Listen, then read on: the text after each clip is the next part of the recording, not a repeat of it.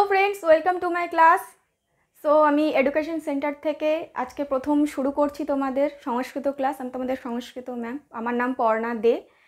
আর আজকে আমি তোমাদেরকে প্রথমে সংস্কৃতের সিলেবাস সম্পর্কে জানাবো। তো আমার মনে হয় যে কোনো একটা জিনিস শুরু করার আগে তার সিলেবাস কি, তার কোয়েশ্চেন প্যাটার্ন কি, সেটা জানা প্রথমে খুব দরকার। তো প্রথমে আমি এখানে দেখো লিখেছি ক্লাস 12-এর জন্য সংস্কৃত ক্লাস 12 সিলেবাস। আজকে আমি ক্লাস 12-এর সিলেবাসটা নিয়ে একটু আলোচনা করব, কারণ সিলেবাসটা তোমরা যদি জানতে পারো তাহলে কিন্তু তোমাদের একটা ধারণা হবে যে আমাদেরকে কতটা কোন জায়গা থেকে পড়তে হবে আর সবথেকে বেশি ইম্পর্টেন্ট কী কী আছে আমাদের। ঠিক আছে, তো চলো শুরু করি। তো প্রথমে দেখো তোমাদের আছে লিটারেচার অর্থাৎ সাহিত্য থেকে 50 মার্ক আছে, আর গ্রামার থেকে আছে 30 মার্কস, টোটাল 80 মার্কস। এবং এছাড়া তোমাদের 20 মার্কসের হয় প্রজেক্ট। তোমরা জানোই তোমাদের প্রজেক্ট হচ্ছে 20 মার্কসের। তো এটা নিয়ে তোমাদের পুরো 100 মার্কের পরীক্ষা হবে।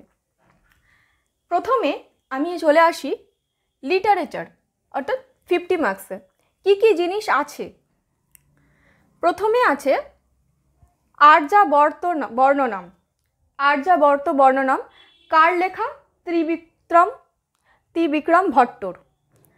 দ্বিতীয় হচ্ছে বনগত গুহা আছে গোবিন্দ কৃষ্ণ মোদক।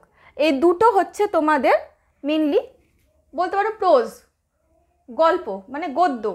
এই দুটো থেকে গদ্য আছে। তারপরে কি আছে? তারপরে আছে ভার্স মানে কিন্তু কোনো, তোমরা এটা ভাববে না এটা কবিতা, এটা হচ্ছে স্তোত্র। সংস্কৃত কিন্তু কবিতা বলে জিনিসটা হয় না, আমাদের হয় স্তোত্র। তো আমরা জানি যে কী কী স্তোত্র আছে। দুটো আছে, একটা হচ্ছে গঙ্গা স্তোত্র। কত দূর হবে? শ্লোক নাম্বার 1 থেকে 10, মাত্র 10টা হবে।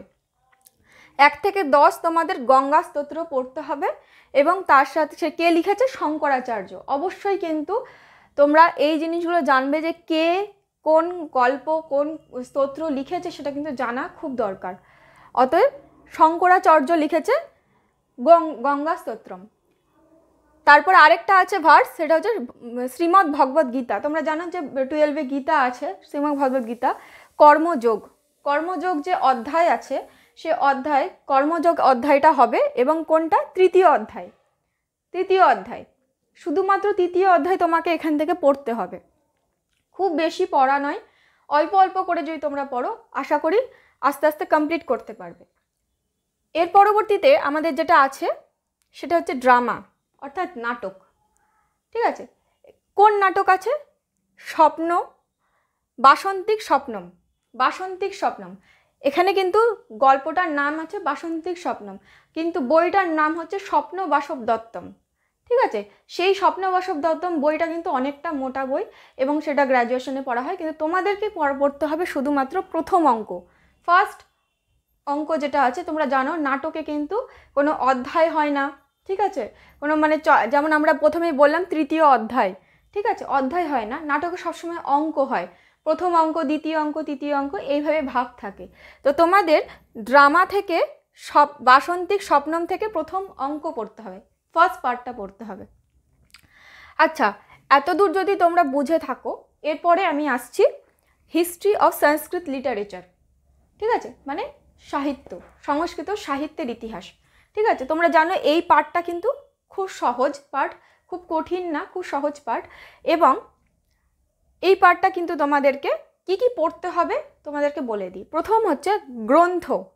এখানে দেখো প্রথমে গ্রন্থ লিখেছি। গ্রন্থ মানে কিছু কিছু গ্রন্থ আছে, সেই গ্রন্থটা তোমাদের সম্পর্কে তোমাদেরকে জানতে হবে।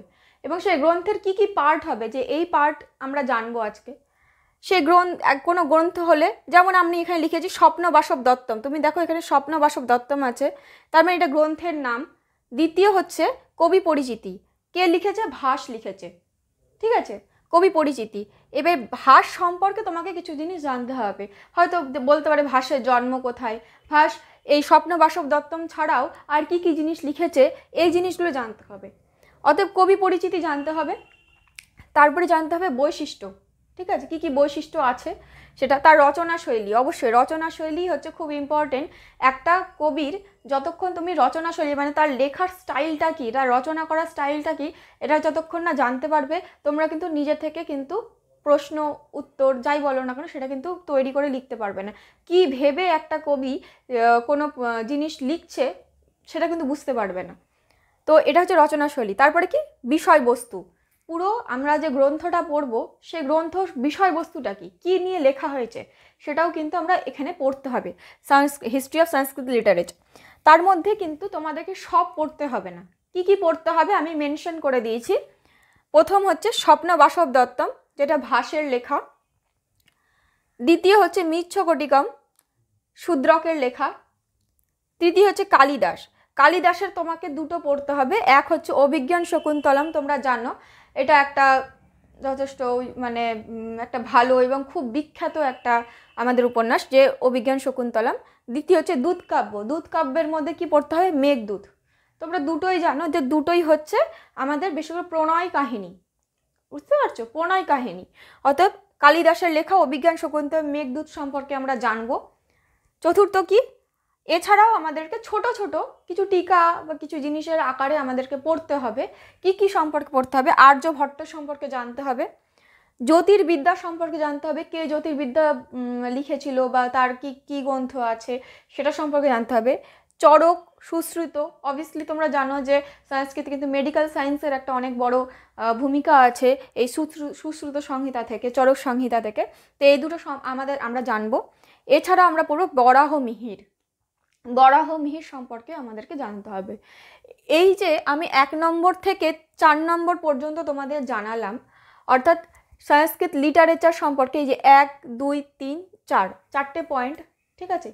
এই পয়েন্টগুলো এবং তার সাথে আর কি, আর চলে যাও 5 নম্বর, অর্থাৎ অ্যাম্প্লিফিকেশন। অ্যাম্প্লিফিকেশন মানে হচ্ছে ভাষাতত্ত্ব। ভাষাতত্ত্ব দেখো তোমরা প্রথমে পড়ছো হিস্ট্রি অফ সংস্কৃত লিটারেচার, সংস্কৃত সাহিত্যের ইতিহাস, অর্থাৎ কোথা থেকে সংস্কৃত সাহিত্যটা শুরু হয়েছে সেটা তোমরা জানছো। অ্যাম্প্লিফিকেশন হচ্ছে ভাষাতত্ত্ব, পুরো সংস্কৃতটার এক একটা ওয়ার্ড, এই যে আমরা ইংলিশে বলি ফাদার, মাদার, এই ওয়ার্ডগুলো কিন্তু অ্যাকচুয়ালি সংস্কৃত থেকে এসছে, ঠিক আছে। তো তোমরা মূল কি শব্দটা তৈরি হয়েছে সেই শব্দটা সম্পর্কে জানতে পারবে। আচ্ছা, অ্যাম্প্লিফিকেশানস থেকে আরেকটা জিনিস কি, অ্যাম্প্লিফিকেশানস যখন তোমরা এখানে দেখছোই মানে ভাষাতত্ত্ব, তার সাথে তোমরা একদম নিচে এই 10 নম্বরটা দেখে নাও। এটা হচ্ছে ইন্দো ইউরোপীয় সংক্ষিপ্ত পরিচয়, শ্রেণীবিভাগ এবং উপশ্রেণী। দেখো এখানে তোমাদের ইন্দো ইউরোপীয় ভাষার যে সংক্ষিপ্ত পরিচয়, এখান থেকে কিন্তু ইন্দো থেকে তোমরা বুঝতে পারছো আমাদের ইন্ডিয়া, অবশ্যই ইন্দো এবং ইউরোপীয় ভাষার সংমিশ্রণে আমাদের কিন্তু কিছু কিছু শব্দ তৈরি হয় বা ভাষা তৈরি হয়। তো সেখানকার সংক্ষিপ্ত পরিচয় পেলে তবে আজকের আমাদের সংস্কৃতর যে কিছু কিছু শব্দ আছে সেই সম্পর্কে আমরা জানতে পারবো, বা সংস্কৃত ভাষার যে শব্দগুলো আছে সেই শব্দ সম্পর্কে জানতে পারবো। এর সংক্ষিপ্ত পরিচয় পড়ব। কটা ভাগে বিভক্ত, বেসিক্যালি 2টো ভাগে বিভক্ত, শ্রেণী বিভাগ, এবং তারও কিছু ভাগ আছে মানে উপশ্রেণী, মানে 2টো শ্রেণী ভাগ আছে এবং তার থেকেও আরও ভাগ আছে উপশ্রেণী। সেই উপশ্রেণীগুলোর নাম জানতে হবে, বেসিক্যালি এখানে নাম জানতে হবে, ঠিক আছে।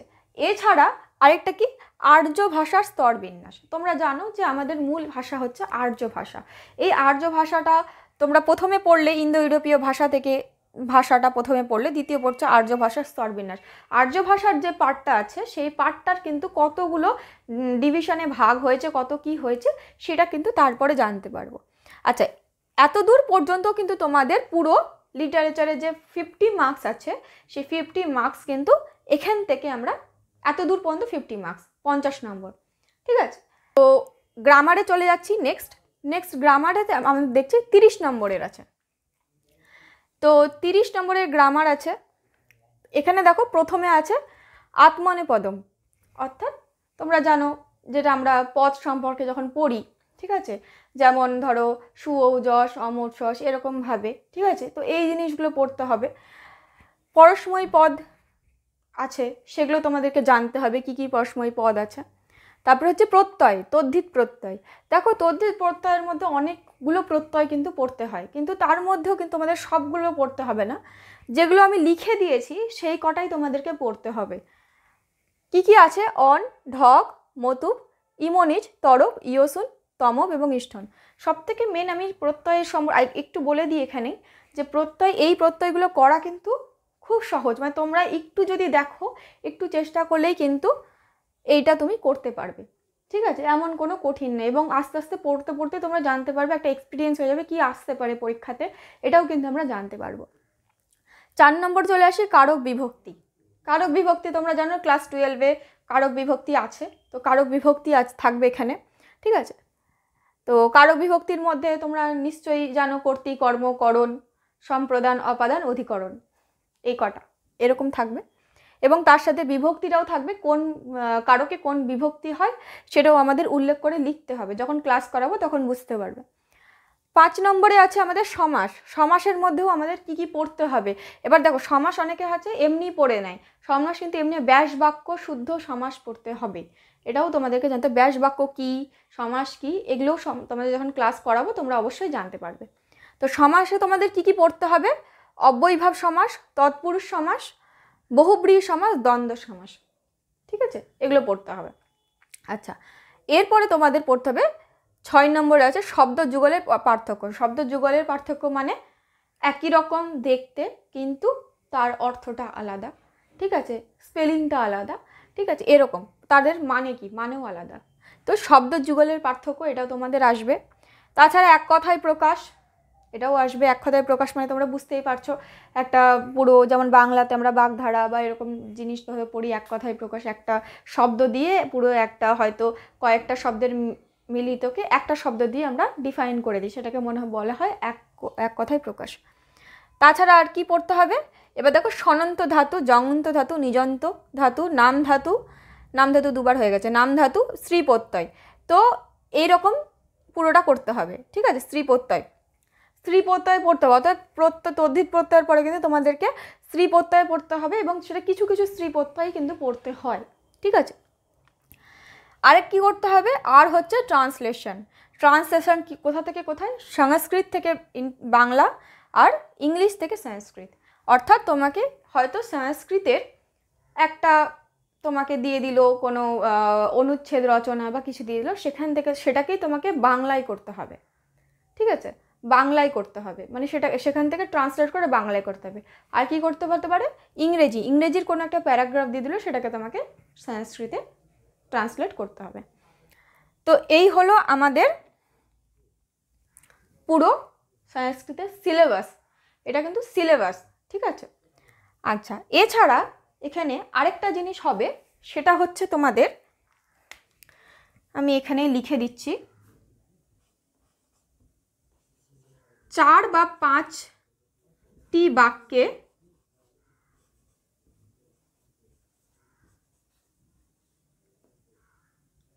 অনুচ্ছেদ রচনা।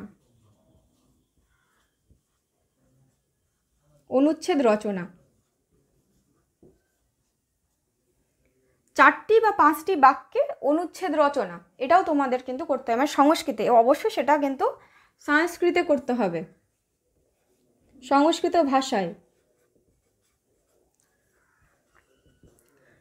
সংস্কৃত ভাষায় 4টি থেকে 5টি বাক্যে একটা ছোট অনুচ্ছেদ রচনা লিখতে হবে। তো গ্রামার সম্পর্কে আমি একটা জিনিসই বলবো, যে তোমরা প্রত্যেকেই কিন্তু এই যে পুরো সিলেবাসটা দেখলে, আমার টার্গেটটা থাকবে কিন্তু গ্রামাটিক্যালের ওপর। অনেকেরই কিন্তু এটা বোরিং লাগতে পারে, কঠিন লাগতে পারে। আমি চেষ্টা করব যেন তোমাদের এই পার্টটা কিন্তু কঠিন না লাগে।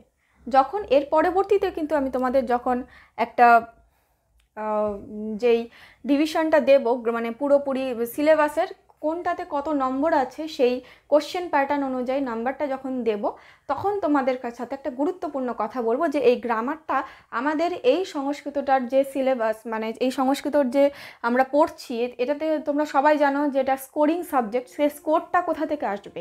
সে স্কোরটা কিন্তু গ্রামার থেকে আসবে। ঠিক আছে, সাধারণত কিন্তু সবাই এইটুকুটা পড়ে যথেষ্ট যা নাম্বার পেলো, গ্রামারটা কিন্তু যদি কেউ না দেখে, ধরো 30তে কেউ যদি ধরো 15 পেলো বা ধরো 16 পেলো, এবং তার সাথে এই যে এখানে 50-এর মধ্যে ধরো কেউ 30-40 যা পাবে, খুব ভালো লিখলে 40 যদি পায়, তাহলেও কিন্তু তার নাম্বারটা কাউন্ট করে দেখো আমাদের কিন্তু 90% 95%-এর কাছাকাছিও যাচ্ছে না, তাই না? তো স্কোরিং সাবজেক্ট আমরা সবাই জানি সংস্কৃতকে স্কোরিং সাবজেক্ট বলা হয়, স্কোরটা কিন্তু এইখান থেকে আসে। অতএব আমাদেরকে কিন্তু একটাই আমাদের গোল থাকবে যে এই 30 নম্বরের মধ্যে যেন আমরা 30 নম্বরই পাই, ঠিক আছে? এখানে যেন একটা নম্বরও যেন কাটতে না পারে। তো তোমরা মানে প্রথমত এই পুরো সাবজেক্টটা, পুরো সিলেবাসটা ভালো করে দেখে নাও। সিলেবাসটা দেখে নিয়ে তোমরা এটা লিখে নাও, অবশ্যই লিখে নাও। এর পরবর্তীতে আমি তোমাদেরকে কিন্তু সাবজেক্টের এই পুরো সংস্কৃত সাবজেক্টের যে সিলেবাসে কোশ্চেন প্যাটার্ন কী হবে, সেই কোশ্চেন প্যাটার্নও কিন্তু আমি তোমাদেরকে করিয়ে দেবো। এবং এটা লিখে নাও, তারপরে তোমাদেরকে এটা মুছে দেবো আমি, ঠিক আছে? তো আশা করি তোমাদের এত দূর পর্যন্ত সিলেবাস বুঝতে কোনো অসুবিধা হয়নি। আমার মনে হয় যে একটা স্টুডেন্ট যদি হার্ডওয়ার্ক প্রচুর করে কিন্তু কোনো স্মার্টনেস ছাড়া, সে জানেই না যে কতটা কোথায় পড়তে হবে, কোথায় কতটা লেবার দিতে হবে, আমার মনে হয় যে অগাধ পরিশ্রম করার পরেও তার কিন্তু সেই ফলটা আসবে না। কিন্তু তোমরা যদি একটু স্মার্টলি যদি তোমরা পড়াশোনাটা করো, তাহলে আমার মনে হয় অনায়াসে সংস্কৃতে কিন্তু তোমরা অ্যাটলিস্ট অ্যাবাভ 90 পেয়ে যাবে। কিন্তু সেটার পন্থাটা কি, সেটাও আমি তোমাদেরকে কিন্তু আস্তে আস্তে যখন ক্লাস শুরু হবে আমাদের তখন বলবো। তো তোমরা চট করে এই পুরো সিলেবাসটা লিখে নাও, এরপরে আমি তোমাদেরকে এটার কোশ্চেন প্যাটার্নটা বুঝিয়ে দেবো যে কোথায় কত কোশ্চেন নাম্বার আছে।